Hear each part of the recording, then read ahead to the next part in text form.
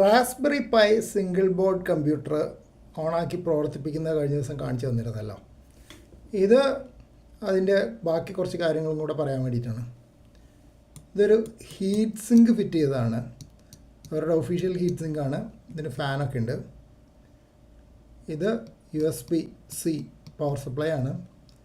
ഇത് HDMI micro HDMI ആണ്.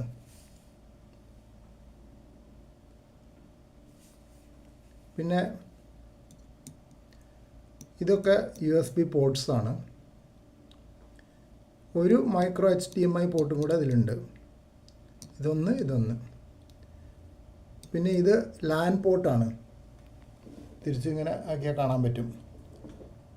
Local area network കണക്ടറാണത്.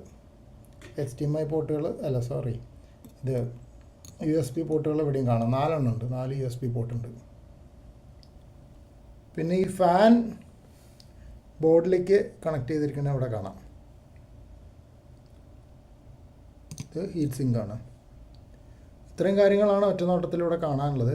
പിന്നെ പ്രോസസ്സർ കാണാമായിരുന്നു, പക്ഷേ ഹീറ്റ് സിങ്ക് ഫിറ്റ് ചെയ്ത് കഴിഞ്ഞാൽ അത് കാണാൻ പറ്റില്ല. പിന്നെ ഹീറ്റ് സിങ്ക് ഫിറ്റ് ചെയ്തിട്ട് എപ്പോഴും ഊരിയെടുക്കണമെന്ന് നല്ലതല്ല.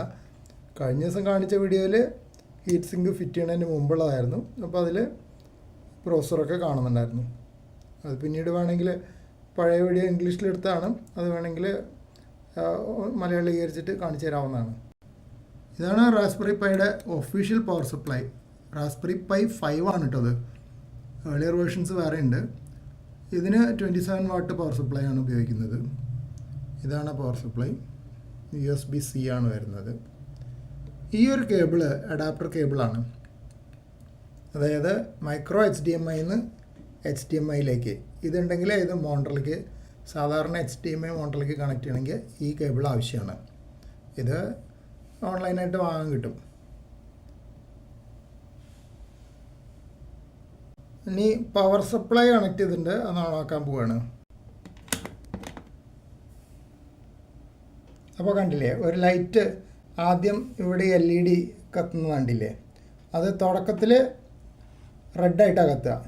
പിന്നെ ബൂട്ട് ചെയ്ത് കഴിയുമ്പോൾ അത് ഗ്രീനായിട്ട് വരും.